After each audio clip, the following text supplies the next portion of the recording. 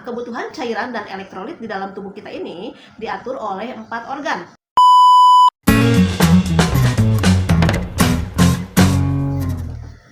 Bismillahirrahmanirrahim. Assalamualaikum warahmatullahi wabarakatuh.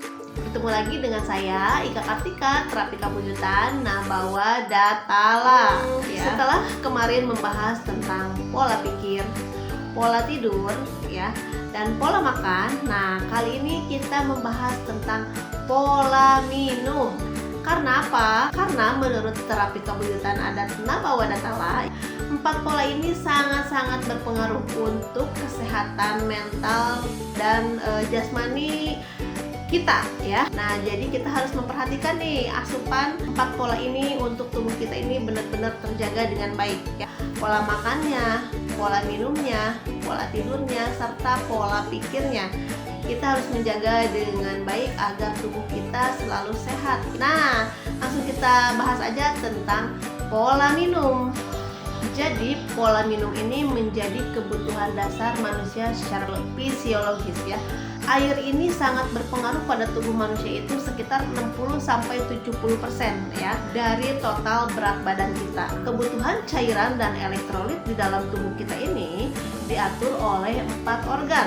Nah, jadi 4 organ ini mengatur cairan dan elektrolit di dalam tubuh kita. Kita bahas satu-satu ya. Yang pertama, organ ginjal nih.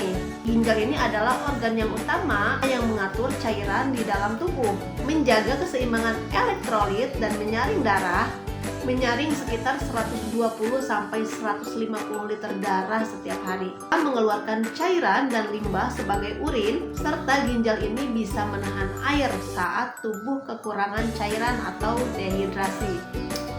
Yang kedua ini adalah organ kulit.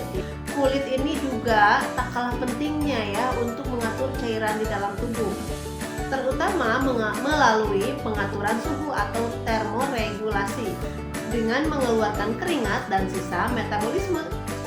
Yang ketiga adalah organ paru-paru. Nah, jadi paru-paru ini berperan dalam mengeluarkan cairan dengan menghasilkan insensible water loss 400 ml per hari. Yang terakhir ini ada gastrointestinal. Jadi gastrointestinal ini adalah organ saluran pencernaan yang berperan dalam mengeluarkan cairan dalam proses penyerapan dan pengeluaran air. Dalam keadaan normal, cairan yang hilang dalam gastrointestinal itu sekitar 100-200 ml. Adapun kebutuhan cairan ini berdasarkan usia nih ya. Kebutuhan bayi 0-6 bulan itu sekitar 700 ml dari ASI dan susu formula. Bayi usia 7-12 bulan itu kebutuhan cairannya 800-1000 ml. Kalau anak usianya 1-3 tahun itu kebutuhan cairannya 1200 ml. Dan kalau anak 4-8 tahun itu kebutuhan cairannya hanya 1600 ml per hari. Dan kalau anak laki-laki remaja usianya 9-13 tahun itu kebutuhannya 2100 ml ya. Kalau yang perempuan usia 9 tahun hingga 13 tahun itu kebutuhan cairannya 1900 ml. Nah, kalau anak laki-laki yang remaja usianya 14 tahun sampai 18 tahun itu kebutuhan cairannya 2,5 liter. Perempuan di usia 14 sampai 18 tahun itu 2 liter. Jadi berbeda ya. Adapun kebutuhan cairan untuk orang dewasa itu 2 liter hingga 3 liter. Beda lagi dengan lansia. Nah, jadi kalau lansia itu di atas 60 tahun kebutuhan cairannya 2 liter sampai 2,5 liter tergantung keadaan kondisi tubuhnya. Nah, itulah kebutuhan cairan sesuai usia. Nah, sumber airnya dari mana sih? Nah, sumber airnya itu yang pertama itu air putih ya.